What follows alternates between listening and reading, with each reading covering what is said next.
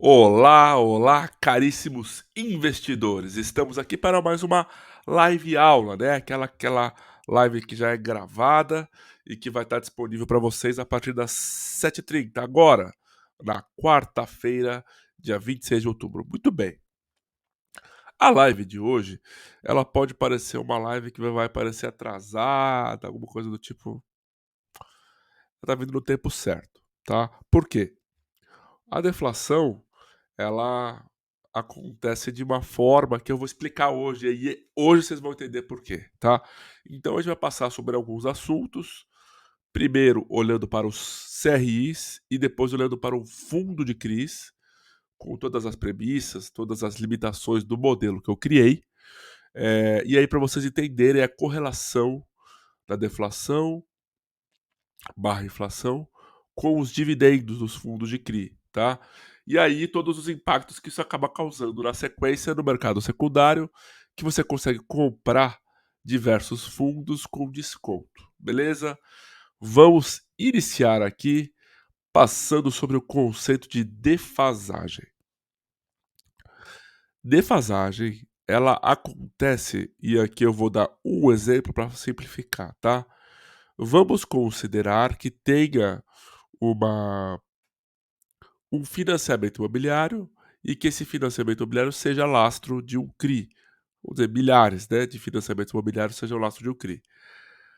A pessoa, quando ela recebe o boleto na casa dela, ela já recebe com a inflação do mês anterior, né? Então vamos dizer, ela vai pagar o mês de julho, com o vencimento no dia 15 de julho, com a inflação do mês de junho. E assim é o funcionamento daquela estrutura. Quando esses pagamentos eles vão para um CRI, certo? Existe um tempo que é o suficiente para a securitizadora receber aqueles pagamentos e, com aqueles pagamentos, fazer o pagamento do CRI. Então, vamos dizer que o operacional da securitizadora precisa de mais um mês. Então, ela vai pagar o mês de agosto com a inflação do mês de junho. São 2 meses de defasagem. E tem algumas estruturas que pode chegar a 3 meses, e tem estruturas que pode ter um mês, tá? E tem estruturas que pode até ter 0 de defasagem, tá? Então é por causa disso, tá? Por causa disso.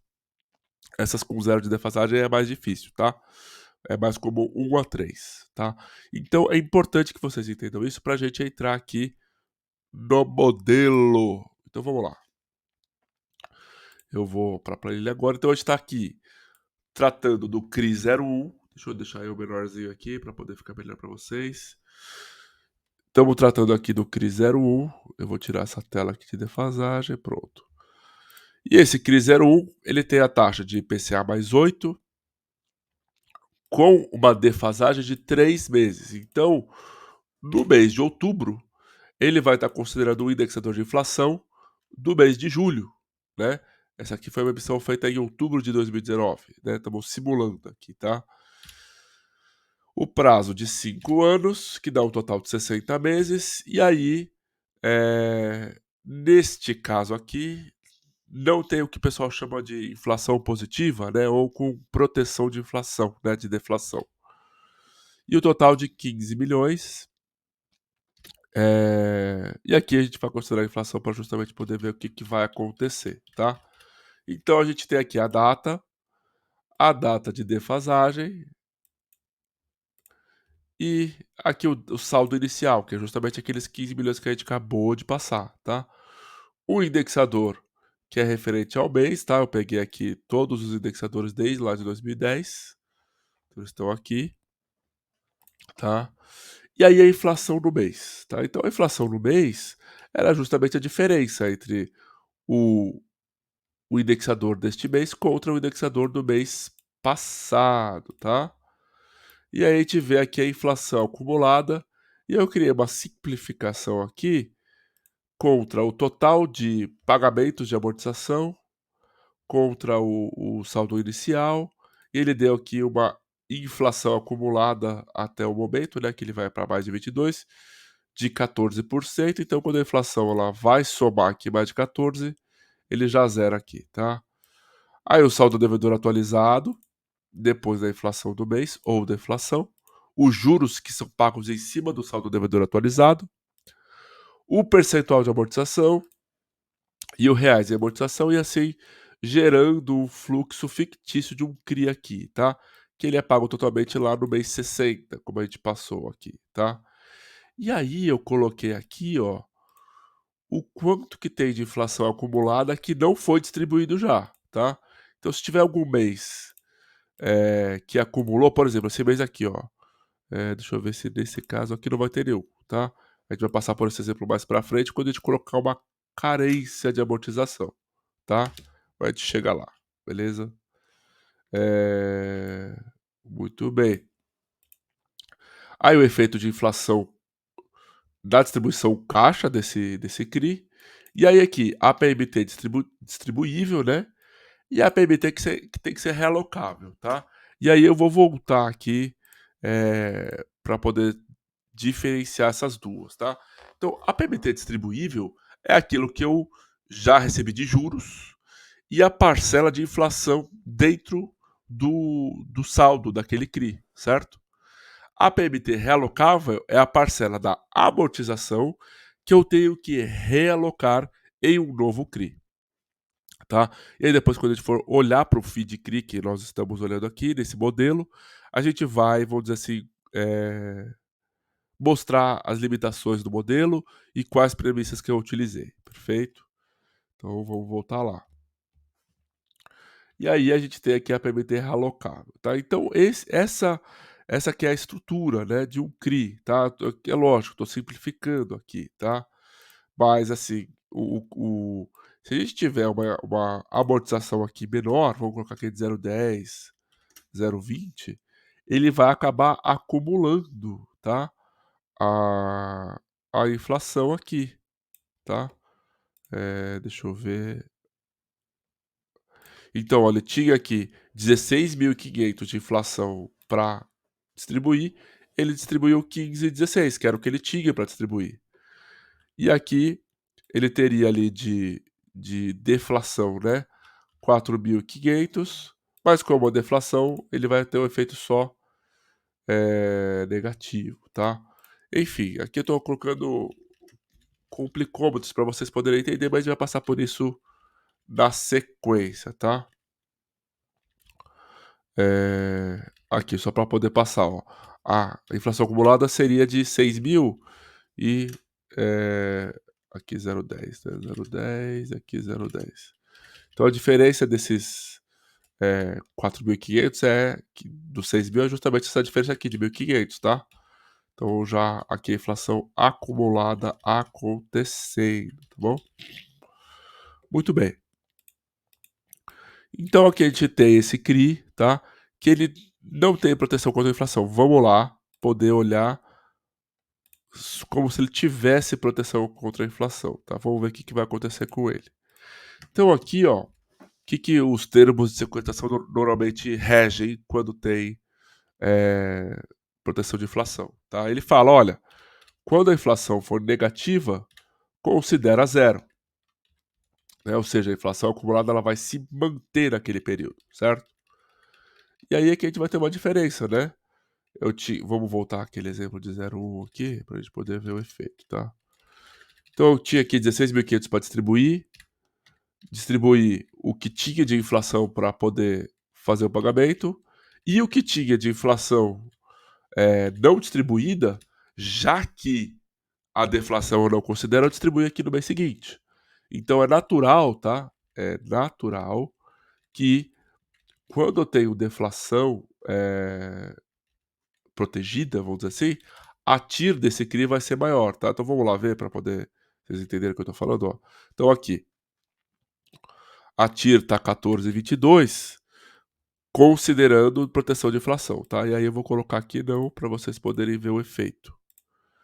13,70, certo? Então é óbvio, né, que quando tem a proteção contra a deflação, é natural, tá? Natural que a TIR, né, a taxa interna de retorno daquele CRI seja bem maior, tá bom?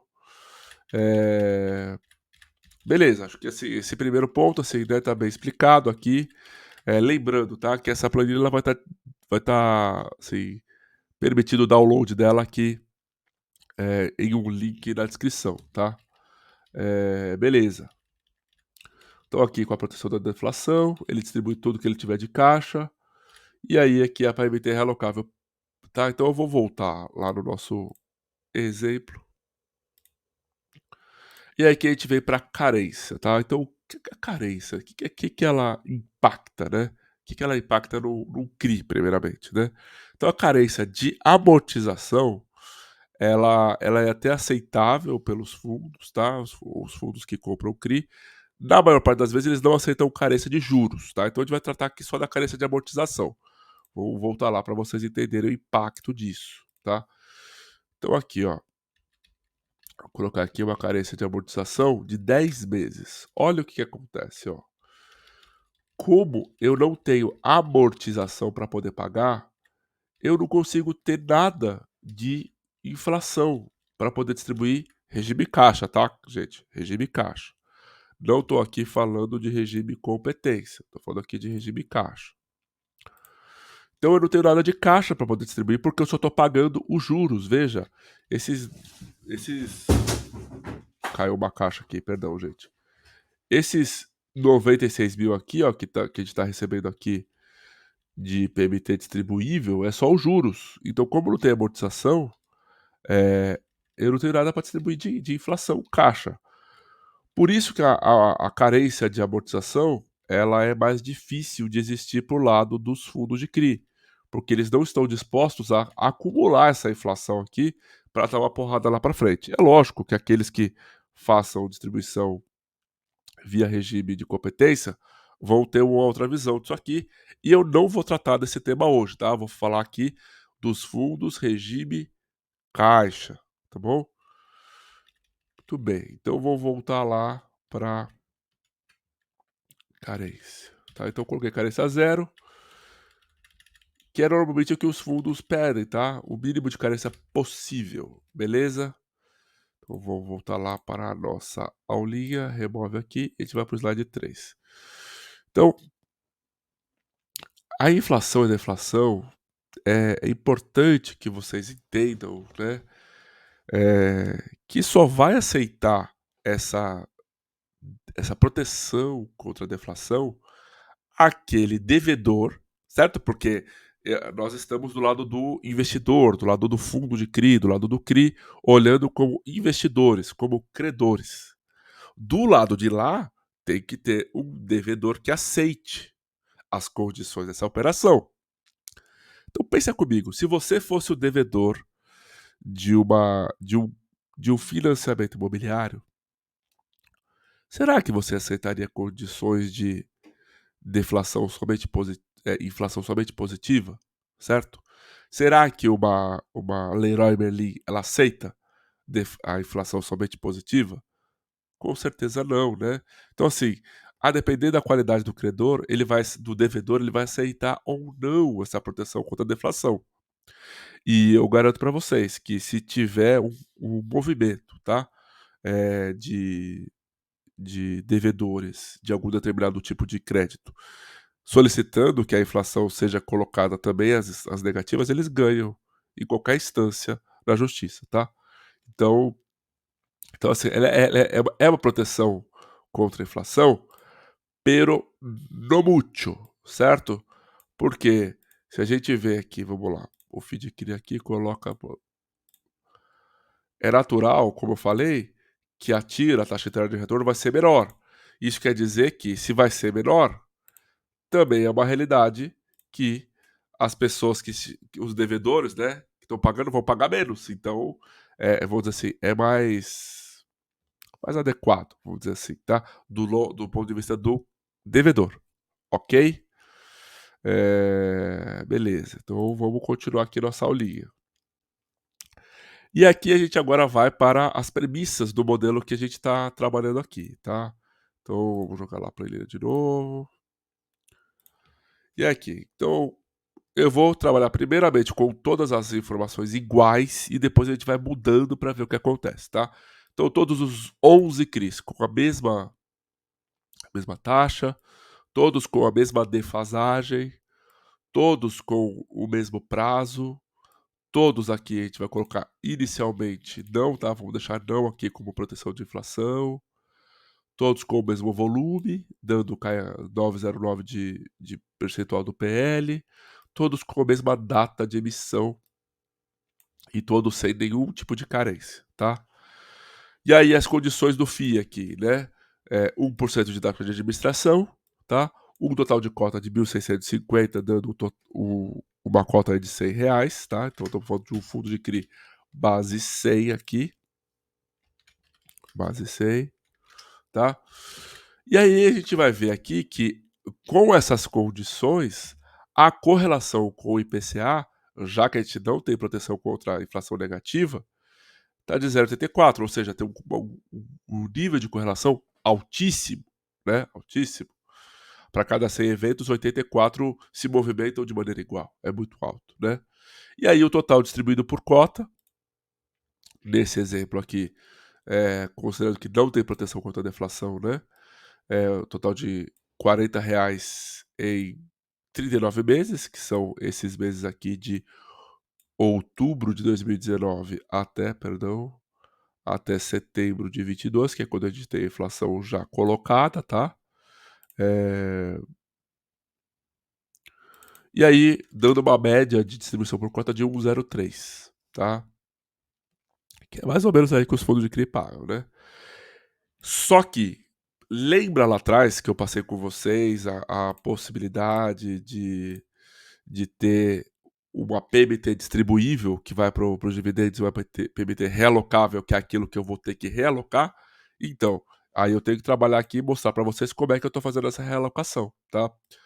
Então, a gente considera aqui, tá, que eu começo com 0 de realocação, e aí a partir do primeiro mês eu já tenho 2 milhões para realocar, e para eu não ter que comprar um monte de CRI aqui, ficar fazendo um monte de simulação em cima de fundo de CRI, então eu criei como se fosse uma LCI, e que essa LCI ela vai distribuir todo mês a inflação que tiver dentro dela, tá? E aí é óbvio, né? Quando chega lá no final desse fundo de CRI aqui, todo o saldo vai estar dentro das LCIs, né? E a gente não vai ter mais CRI, tá? O que acontece na realidade é que todo esse valor ele é sempre realocado em CRIs, mas aqui não ficaria prático eu montar esse modelo desse jeito, tá? E aí eu estou considerando que essa realocação nessa LCI é de IPCA mais 8, né? Considerando que eu teria que realocar um CRI, né? Então eu estou simulando essa realocação em uma única LCI simplificada, distribuindo toda a inflação dela no mês, beleza? Vocês desculpam aí que eu tô todo constipado, tá? Mas eu tô fazendo o meu melhor pra gente poder ter essa aula aqui top, tá? Beleza. Então, falamos aí do resumo das premissas do modelo. E aí a gente vai trabalhar aqui, conforme a gente vai modificando o modelo, o que vai acontecendo com essa correlação, tá bom? Vamos lá. Então aqui, ó, deixa eu até colocar a correlação aqui para cima para vocês poderem ver melhor, tá? Aqui, então isso aqui vocês conseguem ver o tempo todo, né? Então aqui, vamos colocar lá, ó, 7%, 6, 7, 6, 7, 9, 8, 8,5, o high grade aqui, mega high gradão, mais high yield, beleza. Vocês viram aqui, ó, que a taxa do CRI, ela não alterou aqui a correlação, tá? Porque a parcela de juros, ela vai se manter e vai mudar alguma coisa, né? Principalmente desse 4 para esse de 12, vai mudar bastante, certo? Entretanto, é óbvio que a correlação vai estar na parte aqui da proteção contra a inflação e algumas outras coisas que a gente vai mexer, tá? Então aqui, essa variável, ela pouco altera a, a correlação, tá? Então, só para dizer, essa correlação aqui, como é que eu estou fazendo ela, tá? Eu estou fazendo ela aqui considerando, tá? Então, a inflação do mês, tá? Que é uma inflação aqui com defasagem de 3 meses, ó. Então eu tô pegando o mês relativo e tô colocando uma correlação aqui, tá? Então, essa inflação do mês que eu tô considerando é a inflação de 3 meses de defasagem com o total por cota distribuído. Então, esse 0,84 aqui, ele se dá nessas condições. Então, vocês concordam comigo que eu preciso considerar alguma defasagem para poder fazer a correlação? Não dá para fazer diretamente com o mês. Por quê? Todos os CRIs têm, tá? Então, se eu colocar aqui conforme eu vou me distanciando, ó, do 3 aqui, ó, vai ficando cada vez menor, né? A, a correlação, tá? Ó, se eu for para 1, vai mudar bastante, tá? Então aqui, o que que eu tô querendo dizer, o que eu tô querendo mostrar com isso daqui, tá? É óbvio que todos os fundos de CRI têm uma gama aí de defasagem, tá? E essa é uma informação que a gente não tem ainda nos relatórios gerenciais, certo? Na maioria deles. Acho que eu não tô lembrando aqui de nenhum que tenha, tá? Se tiver algum que você saiba, coloca aqui nos comentários, tá? E aí o prazo, o que que o prazo vai alterar? O prazo, ele vai alterar a quantidade de amortização que vai ter naquele mês. Então vou colocar aqui 8, ó. Quando a gente coloca 8, a gente está se distanciando também da deflação, da correlação. Por quê? Né? Vamos passar lá para vocês poderem ver o exemplo que eu dei, tá? Então aqui, quando a gente vai para 8 anos, o percentual de... Aqui, perdão. Percentual mensal de amortização, ele é cada vez menor, né? Então ele vai assim, se tiver uma inflação muito grande naquele, aqui ó, aqui já tem um exemplo bom, ó. Então o total de inflação acumulada no período foi de 173 mil, mas eu só tenho de amortização para poder pagar daquele CRI exclusivamente 159, certo? Então isso acaba gerando aí alguma limitação, certo? Alguma limitação aí, tá bom? E aí no mês seguinte foi 46, e assim ele vai consecutivamente considerando, já aqui ó, tem aqui uma inflação de 212 contra 166, e aí isso fica acumulado pro mês seguinte até chegar lá no final e ter coisa para distribuir aí, tá beleza? Tá certo, vamos seguir aqui. Então, de novo, tá? Quanto maior o prazo, né? Ele vai influenciar também diretamente aí na correlação com a deflação. Ou seja, CRIs que têm 10 anos, 15 anos, eles vão fazer com que essa inflação ela seja paga em um prazo maior, certo? E quanto menor o CRI, ele vai ser pago no prazo menor. É óbvio, tá? Mas às vezes o óbvio tem que ser falado, tá? E aí se a gente coloca aqui também, vou colocar aqui 12 meses de carência para todos esses caras aqui, ó. Olha o que que acontece. A correlação ela muda muito, por quê, né? Que nem eu tinha falado, a gente vai ficar aqui 12 meses sem distribuir nada de inflação, por quê? Porque eu não tenho caixa. Eu só tenho caixa para pagar os juros, eu não tenho caixa para pagar, nesse CRI aqui exclusivo, tá? Eu não tenho caixa para pagar nada de amortização, ou seja, eu vou estar aumentando o valor desse CRI, né? Aqui, ó, a gente pode ver 16,10, 16, 300, até chegar aqui 16,345, que aqui ele vai descarregar toda essa inflação acumulada, tá? Mas de toda maneira, isso vai fazer com que a correlação diminua, porque eu não tenho caixa para poder distribuir inflação. Eu tenho inflação, mas como nesse exemplo nós estamos trabalhando só com o- os fundos de CRI caixa, não competência, eu não consigo, porque eu não tenho dinheiro para poder distribuir. Então eu estou acumulando para poder distribuir na sequência, tá? E aí isso vai fazer eu me distanciar da correlação, porque eu não tenho caixa para poder fazer frente àquela inflação do mês. Deixa eu ver. É isso aí. Então agora a gente vai aqui para o que impacta mais mesmo, né? Aquele que vai impactar muito aqui, tá? Então, assim, só de tirar a proteção da inflação, a gente saiu lá de 0,84 para 0,77 de correlação com o IPCA. Então, ó, e se a gente colocar aqui a carência, vai para 0,57. Se a gente mudar aqui e colocar tudo para 8 anos, a gente vai ter um combo, assim, né, de alterações, né. Eh, beleza. Então, assim, o que eu estava querendo mostrar para vocês é esse impacto, tá? Esse impacto da proteção contra a deflação, tá? Então, o que acaba acontecendo, né? Como as deflações elas vão ser consideradas zero, o acumulado total, se houvesse uma gordura que não tivesse sido distribuída, poderia ser distribuído nesse momento, tá? Poderia ter sido distribuído nesse momento. E que é o que alguns fundos estão fazendo, né?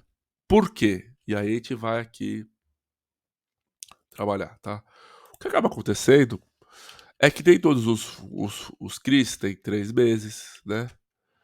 Tem alguns que tem 1, tem alguns que tem 0, é possível também, tá? Vai ter aqui um com 1 aqui com 4 e aqui um com 1 com então assim, agora a gente não pode mais comparar, certo? Porque como tem diversos fluxos aqui muito diferentes, essa correlação aqui com o IPCA do mês, ou do mês anterior, ou do 3 meses atrás, ela passa a não fazer sentido, porque eu teria que aproximar aqui de, ó, vamos fazer uma média aqui que chegue do 2, que tal? Pra gente, aqui, perfeito, ó.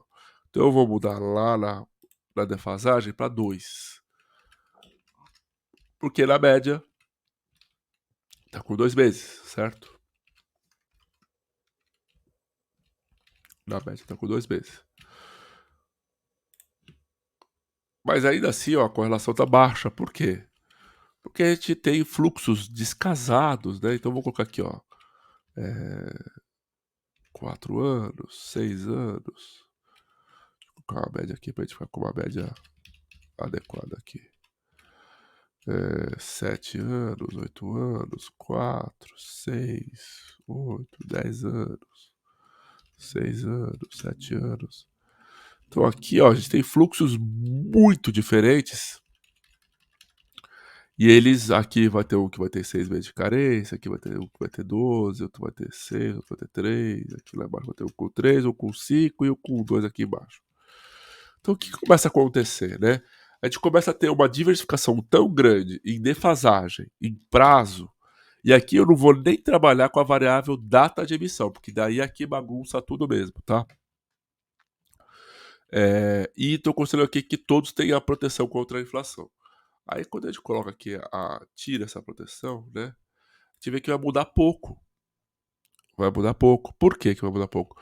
Porque como a gente tem essa pulverização na defasagem, pulverização no prazo, né, que vai impactar o quanto de amortização vai ser pago por mês. E a gente tem aqui uma diversificação grande também, uma pulverização aqui na carência, tá? Acaba acontecendo que a correlação com o IPCA ela tenderia a descasar, tá? E aí a gente vai passar aqui por alguns exemplos, deixa eu dar um zoom aqui, distribuído por cota, tá? Então aqui teve uma inflação de 0,51 naquele mês, considerando aqui 2 meses para trás, e o distribuído foi de 1,02. E aqui teve uma inflação de 1,15 e a distribuição continuou de 1,02. Por que que isso acontece? Gente, é só olhar lá na carteira. Vamos voltar lá na carteira. A média aqui tá de 2 meses de diferença. Só que tem o CRI aqui, ó, tem 2, 1, 2, 3, 4, 5, 6, 7. Eu tenho 7 CRIs que não são 2 meses de defasagem. Então eles não vão ser impactados por aquela inflação. Ou eles foram no mês anterior ou vão ser no mês seguinte, certo? Ou no outro ainda, né? Então é o que acaba acontecendo aqui, ó. Eu não lembro se a gente tá sem proteção para deflação, certo? Então, esse 0,31 ele tá impactando aqui, aqui, aqui e aqui. Porque nós temos CRIs, 1, 2, 3, 4, são 4 meses. Então a gente tem CRIs que estão 2 para trás e 2 para frente, que estão sendo impactados. Felipe, então você tá querendo chegar aonde com isso? Que você tá falando tudo isso aí para quê? Porque o que acaba acontecendo, e eu deixei para construir com vocês aqui, é o seguinte, né? Então, isso aqui seria o total que poderia ser distribuído naquele mês. Entretanto, né, então vamos lá, por semestre aqui, para poder facilitar para vocês o que que eu tô querendo dizer, tá? O que acaba acontecendo é isso aqui. Então, a gente tem aqui 4,99 para distribuir em 6 meses dá 0,83. Então, o gestor, ele pode deliberadamente fazer uma escolha de como que ele quer distribuir esse dividendo, tá? Como que ele vai distribuir esse dividendo. Então, se ele já recebeu aqui 1, ele pode falar assim: olha, esse mês aqui eu vou distribuir só 0,90. Então, distribuído, tá? Contra a famosa reserva. Reserva. Ele já teve resultado caixa para 1,02, mas ele só distribuiu 0,90, de tal maneira que ele ficou com uma reserva aqui de 12 centavos. E aqui é a mesma coisa, a gente vai fazer a reserva acumulada aqui, tá? Aí nesse mês ele distribuiu aqui 0,9. Ele tinha aqui reserva 0,24 e ficou com uma reserva de 0,15. Então vocês estão vendo aqui, ó, ele empatou, né? Então é lógico, né? Nesse semestre ele não poderia distribuir 0,90, né? Que a gente falou, a média ali vai ser 0,83. Então vamos lá, vamos pensar aqui, né? Tá, foi o 0,2, vamos distribuir aqui 0,95. Vamos distribuir aqui 0,95. Opa, 0,95. Aqui já foi bem menos. Vamos distribuir 0,80 aqui para poder ficar no número legal. Aqui já foi bem menos também. Vamos distribuir 0,80. Beleza, vamos distribuir aqui 0,80 também. E aqui, quanto que a gente pode distribuir? 0,65, é isso? 0,69. Então, quando o gestor ele observa que está tendo uma volatilidade muito grande da inflação, ele pode fazer esses movimentos, né? Então, ele poderia aqui ter optado por distribuir 0,88 e aqui 0,85. Opa, 0,85. E ele começou a ver que realmente a inflação começou a impactar. Então, ele vai lá para 0,70, 0,70 e aqui 0,75, né? E aqui 0,93, porque é cabeça de semestre, tá? Então, assim, esse racional, por que que ele é realizado, esse racional, tá? É justamente para poder ter uma linearidade, né? Ter uma linearidade na distribuição dos dividendos. Então vamos ver esse outro semestre aqui, ó. Então que já foi bem mais, certo? Então ele teve aqui 5,78 com uma média de 0,96 para poder distribuir, tá? Aqui ele já vinha, né? Vamos pegar aqui 0,75 com 0,75 com 0,88 aqui. Aqui 0,80, 0,80 e aqui 0,78. É isso. Então aqui ele fica numa sequência já, né? Então aqui, se ele colocar 0,78, ele já vai sair de cara, né? Com um dividendo negativo. Como ele não pode distribuir mais, porque ele não tem caixa, aqui ele vai ter que distribuir 0,50, que é o que ele tem de caixa, tá? Aqui provavelmente ele vai querer distribuir tudo, aqui vai querer distribuir tudo, e aí ele já viu que, como tem uma defasagem, ele já tem a informação do que ele vai receber, certo? Então a partir daqui ele já poderia, vamos dizer assim, chutar o balde, né? Aumentar aqui, ó. E aqui sobraria 1,43 para ele poder distribuir. Pode até fazer um pouquinho melhor, 1,30, 1,30, 1,25, vai, 1,25 ou 1,33. E aí ele fecha o semestre acima do resultado caixa, tá? Zerado com o resultado caixa. Então, assim, é esse racional que eu tô querendo mostrar para vocês. E aí a gente teve aqui, né, o nosso último... Aqui. Aqui. Então vamos pegar aqui de janeiro de 22 até junho de 22, tá? Considerando aqui uma defasagem de 2 meses na média, tá? Então ele teria 1,01 para poder distribuir, tá? Então, aquele gestor, tá? Vamos dizer que ele veio aqui numa sequência e distribuiu R$1 aqui, distribuiu R$1 aqui, distribuiu R$ 1 aqui, distribuiu R$ 1 aqui, distribuiu R$ 1 aqui, distribuiu R$ 1, ainda sobrou 0,8, né, que ele tem que distribuir tudo. Então, como ele tem normalmente 2 a 3 meses de defasagem aí, ele tem uma tranquilidade para poder trabalhar com essa normalização, tá? Uma normalização aqui. É lógico, né? Se ele não tiver a caixa acumulada dos meses anteriores aqui, né? Que ele não distribuiu, ele não vai conseguir distribuir, né? Só que aqui, ó, como ele teria para distribuir 1,55, ele guardou 0,55. E essa dinâmica ela se repete no semestre, tá? Então vamos zerar aqui. Então, nesse primeiro mês que já começou a reduzir a inflação, ele distribuiria 0,89. Aqui teve um impacto grande aqui, tá? Da inflação. Então aqui ele vai distribuir 0,43 mesmo. 0,36, 0,16 e o 0,31 e o 0,48. O que vai acontecer com esse fundo na hora que a inflação voltar?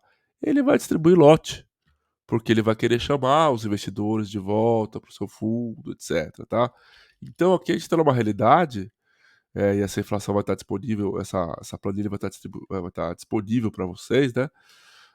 Numa realidade que a gente consegue entender como é que funciona a cabeça do gestor, dado que ele tem ali de 2 a 3 meses de, de cola, vamos dizer assim, do que ele vai receber de caixa na sequência, tá? E de novo, aqui estamos falando de regime caixa, tá? Quando a gente vai para regime competência, deixa eu até voltar aqui para vocês, tá? Quando a gente vai para regime competência, muda muito. Muda muito. Por que muda muito?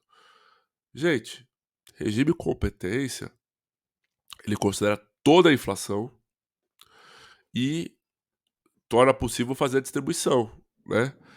Independente de caixa. Ou seja, poderia pegar da parcela, né, independente do efeito caixa, né, do recebido no caixa. Poderia pegar a parcela do realocável e utilizar como distribuição da inflação daquele mês, tá? Então, isso tem os impactos positivos e negativos, tá? Aqui eu não estou considerando que vai ter algum CRI que vai dar problema, não estou considerando que vai ter CRI que vai ter pré-pagamento, não estou considerando que vai ter CRI que vai ter algum tipo de alteração na sua taxa, que vai ter algum tipo de renegociação. Aqui é uma simplificação ao extremo, tá? Ao extremo. Então, assim, tudo isso que a gente está falando é para vocês entenderem o nível de complexidade dessa situação e por que tem aquela discussão, teve aquela discussão grande lá no XRF no começo do ano, lá em janeiro, a questão contábil, a questão caixa, tá?